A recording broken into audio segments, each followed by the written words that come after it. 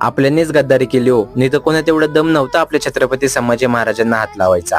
तर आज मी तुम्हाला तुळापूर गावातील छत्रपती संभाजी महाराजांची समाधी दाखवणार आहे. आमचे ना अचानकच काल तुळापूर गावात महाराजांच्या समाधीच्या पाया पडायला जायचं ठरलं. मग काय सकाळी ना 6:30 वाजताच पुण्याहून निघालो.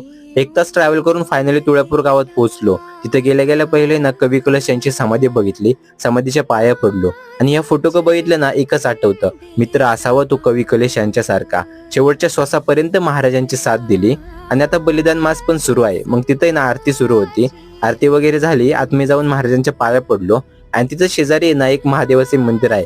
मग आतमध्ये जाऊन पिंडीच्या पाया पडून तिथेच खाली त्रिवेणी संगम आहे, जिथे भीमा, इंद्रायणी, भामा अशा 3 नद्यांचा संगम होतो आणि ह्याच इंद्रायणी, भीमा, भामा या नदीच्या काठावरती महाराजांनी स्वराज्यासाठी आपले महान बलिदान दिले. आणि इथेच तुळापूर गावातील शेजारी वडबुद्रुक येथे महाराजांची समाधी आहे. खरंच हे सगळं बघितलं ना आजही डोळ्यात पाणी येतं, कारण